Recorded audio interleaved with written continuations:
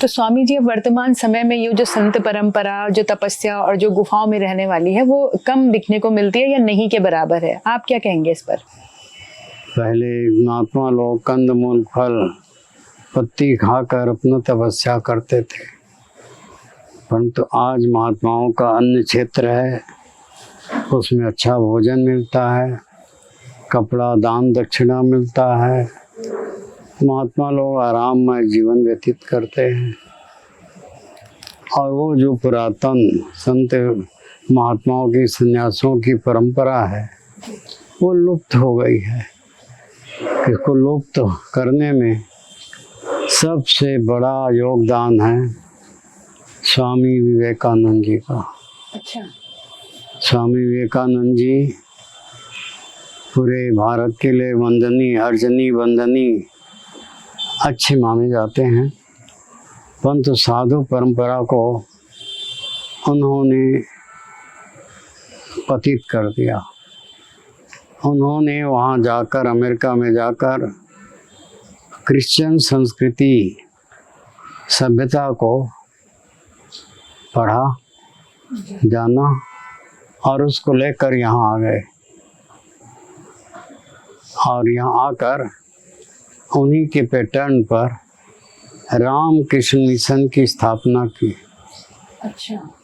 और वहाँ पर रामकृष्ण मिशन में स्कूल खोलना, हॉस्पिटल खोलना, पढ़े लिखे लोगों को संन्यास देना, और उस समय अंग्रेज़ों का ज़माना था, अंग्रेज़ों को भी अंग्रेजी पढ़ा लिखा महात्मा चाहिए, तो उन महात्माओं के आदर सम्मान अंग्रेज लोग करते थे।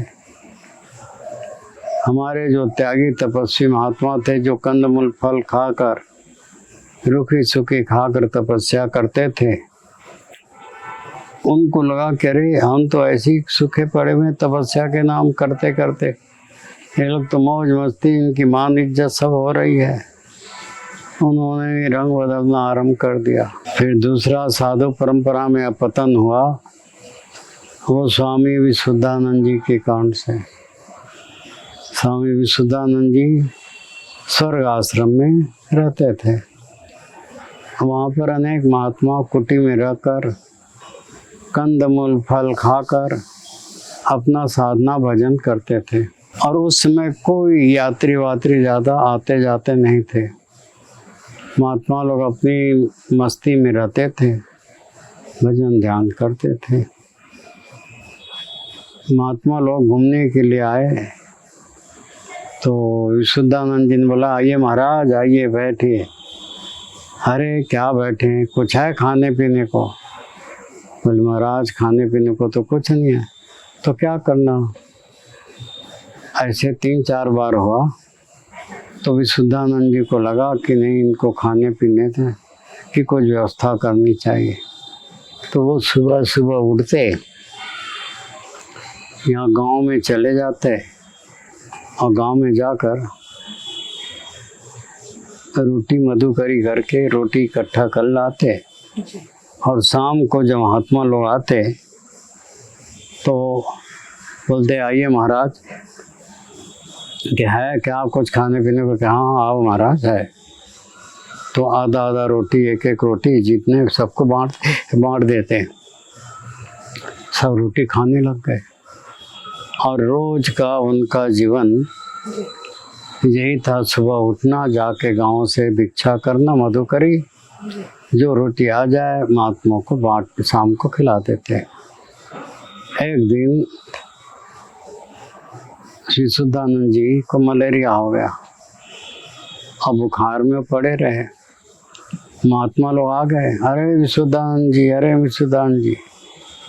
हाँ महाराज, क्या हो गया? बोले मुझे तो मलेरिया बुखार आ गया है, आज आपके लिए मैं रोटी नहीं ला सका।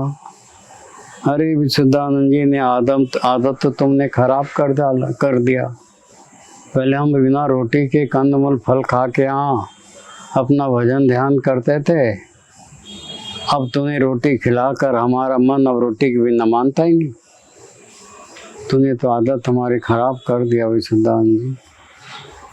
बोले महाराज जी मैं ऐसे ठीक होऊंगा तो मैं आप लोगों की स्थायी खाने पीने की व्यवस्था कर दूंगा। वो 2-4 दिन के बाद ठीक हो गए जी। और जैसे ठीक हुए तो यहाँ से वो कलकत्ता चले गए।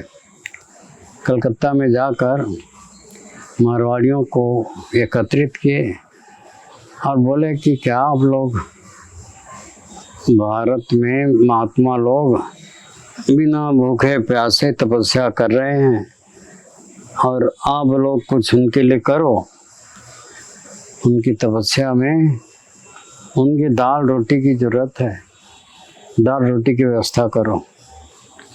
मारवाड़ियों ने धन एकत्रित किया, विशुद्धानंद जी को दिए, वो लेकर आए और यहाँ पर उन्होंने अन्न क्षेत्र खोल दिया।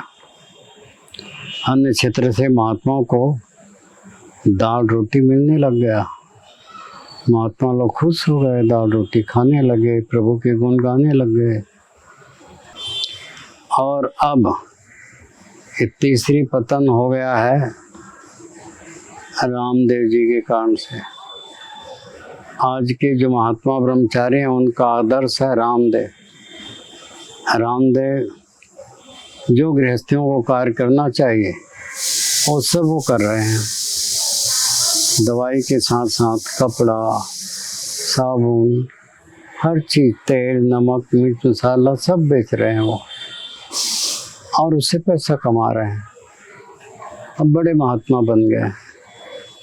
तो आज के ब्रह्मचारी रामदेव की तरह जीना चाहते हैं। उनकी जैसे चेला चेली हो, उनके जैसा कार गाड़ी हो, आश्रम हो,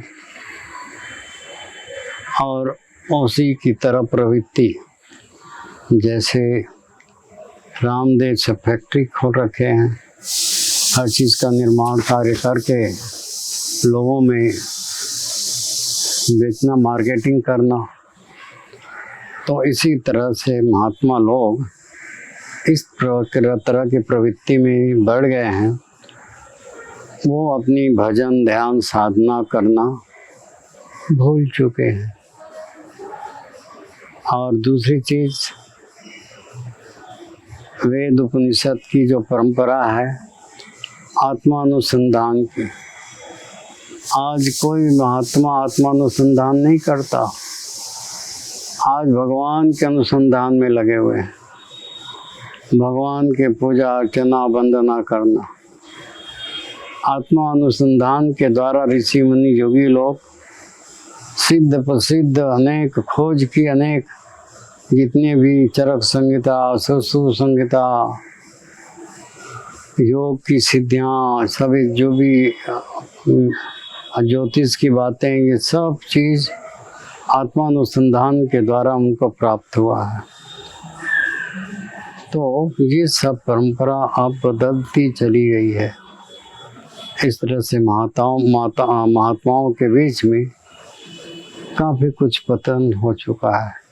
कोई महात्मा आजकल साधन भजन के प्रति रुचि नहीं रखते। यदि थोड़े महात्मा मिलेंगे, थोड़ा आरती कर दी, थोड़ा पूजा कर दी, थोड़ा माला जप कर दी, बस, इससे कुछ नहीं होने वाला है।